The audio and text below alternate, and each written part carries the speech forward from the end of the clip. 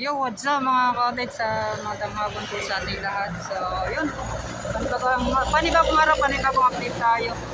So, yun mga ka-outlet, so, dito pa tayo sa may Davao City, sa may Lanang po ito ng daanan. So, dyan na banda mga ka-outlet, so papunta po yan ng Agdao, or Castillo, at papuntang Boulevard. So, dyan sa kabila, isa sa Lanang, yung paliko na yan. So, yung daan na to, so papunta po yan ng sa Tibungko, Panakan. So yan, dito po yung daanan. So itong update natin ngayon mga ka-outlet ay itong Davao portion ng ginagawang SIDC sa Island, Davao City Connector Bridge. Yan mga ka-outlet, so dito matagal kasi natin hindi na-update kung ano na po ba yung nangyari dito sa may Davao portion, yung mga pagsuswell testing, so saan po nakalagay yung mga tao nito, yung mga dapat talang lalagyan ng mga poste para sa gagawing SIDC mga ka-outlet. So yun dito banda na tapos na po yung mga pagsusul testing. So tagal-tagal din mga ka-outlet, mga ilang buwan din yung pagsusul testing nila. Yun nga po ay parang pasado naman mga ka-outlet. Kaya ngayon po ay tuloy-tuloy po yung kanilang paggagawa ng itong tulay. So kasi sa Malayan mga ka-outlet, pupunta kami pagkatapos nito. So i-update naman namin anong mga nangyayari doon. So doon pupunta tayo dito mga ka-outlet. So itong daanan na to.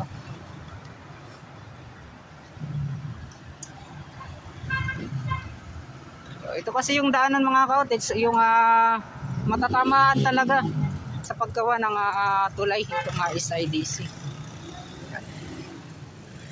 Yan mga ka-outlet, so doon banda naman. So yun, pasok tayo doon. At kasama ko pala si Royal P mga ka-outlet, at titingnan natin ano yung mga pagbabago na nangyayari dito. So yun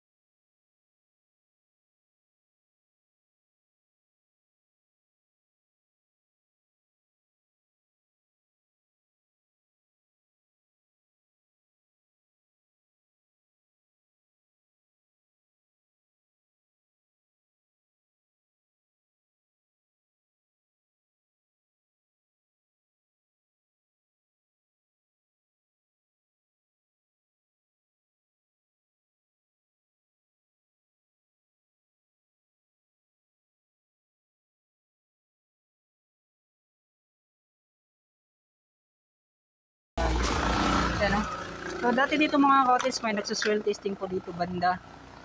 Yan. So yan. So ngayon po ay wala talaga mga nagsuswell testing dito banda sa Davao portion po. At ayun po ay pupunta po tayo doon sa may naghintay kasi si Sir tawag nito, si Sir Roel P. Yan.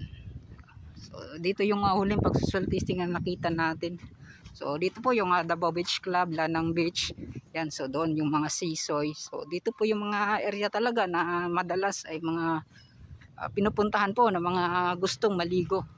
Yan, dito sa Davao City. So dito mga cottage, maganda naman yung mga dagat and then mura. So yun po yung kagandahan po mga cottage. Yan. So dito, saan pa si Roel P? Yan. So text muna natin si Roel P mga cottage. So yo, what's up mga cottage? So andito pala tayo sa itong napakagandang Lanang Beach mga cottage. Yan o. At kukuha pala tayo ng clips mga cottage dito banda. Ayan. So yun po yung Samal Island mga cottage, makikita ninyo. So ayun po si Sir Roel P. So nakauna na po siya mga cottage. So napakaganda po dito banda. Yan o.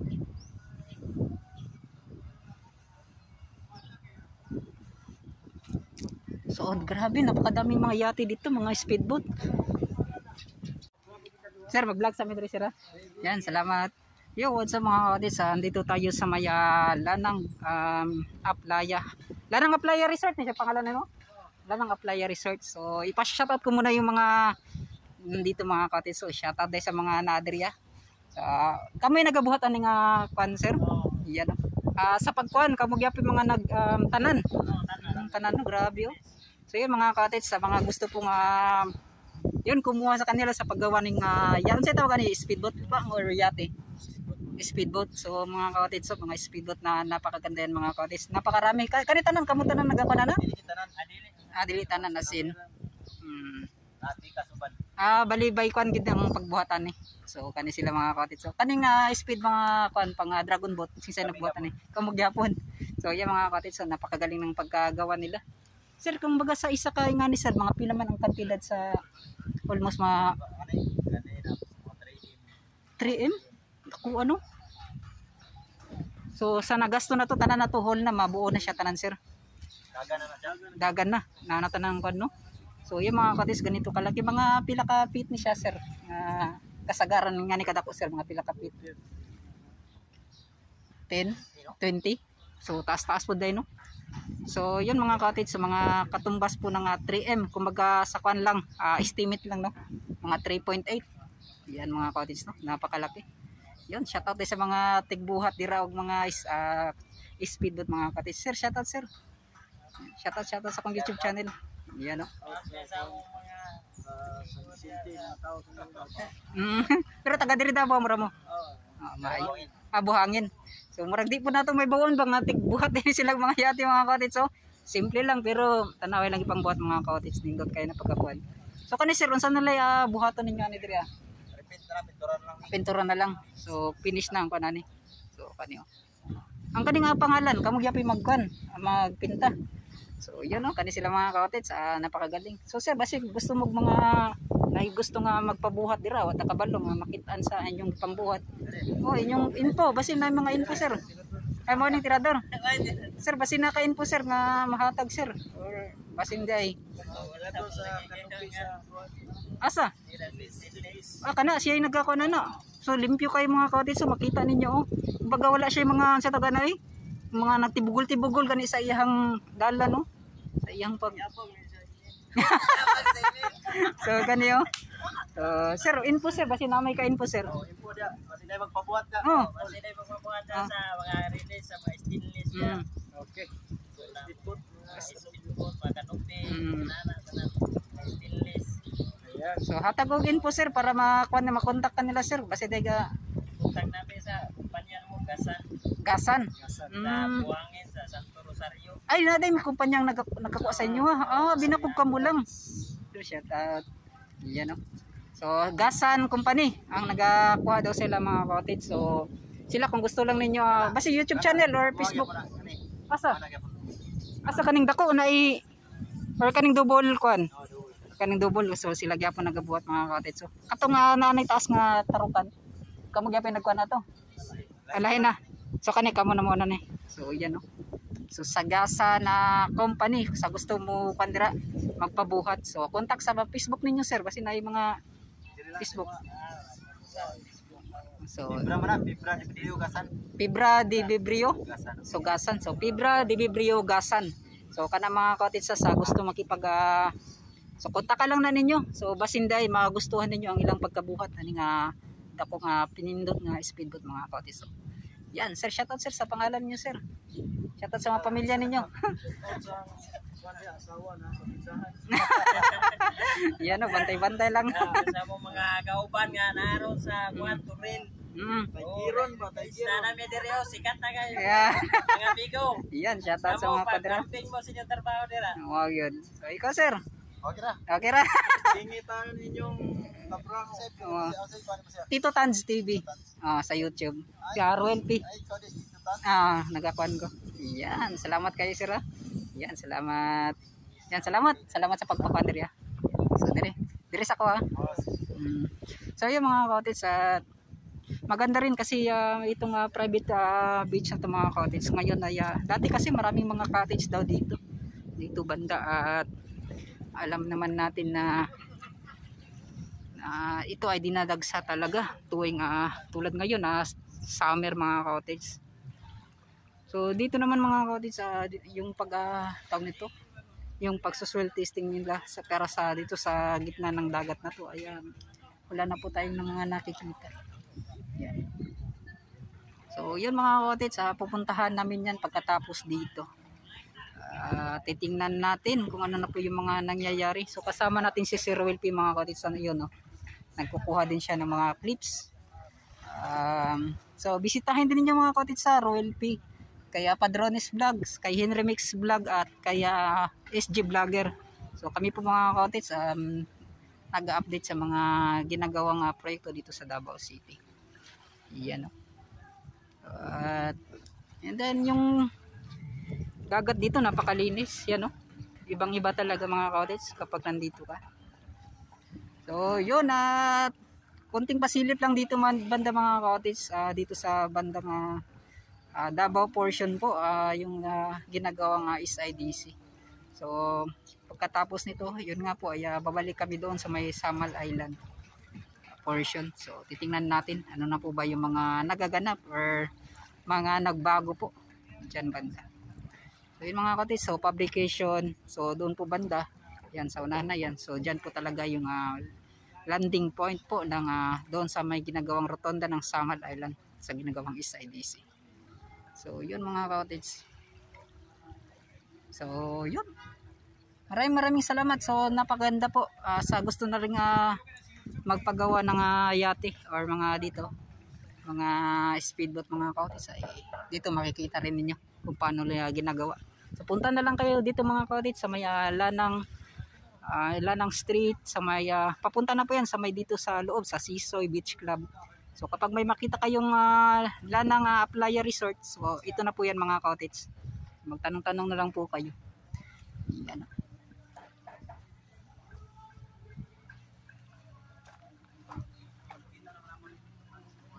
Yan. So salamat kay sir. Yan, shoutout dahil. Yan, Sir so, Royal P. dito naman kami ngayon no. Magandang araw, magandang hapon sa inyong lahat. Yan. So shoutout dyan sa mga subscriber ni Tito Tans. Yan, daghang kay salamat sir. Okay. Yan. Sir, wala yung nakabutang nga marking diri sa pagbuhat nga kwan? Poste? Ay mo tang marking day? Oh, dito ka. So yun no. Pwede mo kato dira? Oh, Pwede. Amo na nang buhatan nga kwan poste. dito, di ba dito doon ang ano natin yung publication, di ba? Maglakad tayo 50 meters sa Asa mo landing. moto kwan niyo? So straight siya dito. Sumuuna ni ang kwan. Abo, di mo gawas na katong gyagya na to nga kasada mo diri gani. nga part. Diya na may go na siya diya pohon. Hawa na niya. Sumuko day no, wala na siya gipa kuanan diri no, gi kuanan mo beach no kay igo gid day. So mo to na. So mayo. Sir atong sana ko kadali Sir kadali lang. Yeah, mga kapatid, so titingnan natin yung muhon na kanilang ginawa para sa paglagay po ng poste. Kaso dito mga kapatid, so ito pala yung muhon. Kung saan po ilalagay yung paggawa po ng poste. Yan o. So may nakalagay pong DPWH row. So lalapitan natin mga kapatid. So maraming salamat pala sa itong mayari po or nagbabantay dito. So pinapasok po tayo. So para lang maka-update sa ginagawang SIDC mga kapatid. Yun o. So maraming salamat pala. So dito banda mga kapatid, ito daw yung muhon. So inuulit ko. So dito banda. So tamang-tama talaga mga kapatid, saktong-sakto talaga sa matatamaan. Yan. So doon kasi yung gagawing tawag nito, yung gagawing sa Samal Island landing point. So dito naman yung sa Davao City. Yan o. So kitang-kita talaga mga kapatid. Yan. So yun o. Ito siguro din yung dahilan kaya siguro yung mga ito hindi na, wala na pong mga nagpupuntahan dito kasi yun nga po ay parang pina-private na po mga cottage dito banda sa beach na to na napakaganda na pa naman mga cottage. So yan o. So ito yung update natin, pupunta na po kami ng Samal Island. Maraming salamat po. So yo, what's up mga cottage. So ito po yung landing point ng ginagawang sa may ginagawang SIDC. Yan mga cottage. So yun, at least nakita natin dito. So ngayon na po ako nakapunta dito kasi yung nag-update ako dito sa Davao City. So dyan lang po ako sa labas. So ngayon na po tayo nakapasok dito sa may Lanang Playa Resort mga cottage. So napakaganda po dito sa loob. Yan o. At maraming salamat po sa lahat ng mga nagtitiwala dyan. So yun. At yung update na to ay para din sa inyo mga cottage, lalo na sa mga FWs natin, sa mga hindi pa po lalo na sa mga hindi pa nakakaalam kung ano po yung mga nangyayari dito sa Luzon, Visayas, Mindanao sa Pilipinas at dito lalo na dito sa Davao City. So yun, maraming salamat mga cottage sa ating papaalam na ako. So yun, hanggang dito na lang at bye bye.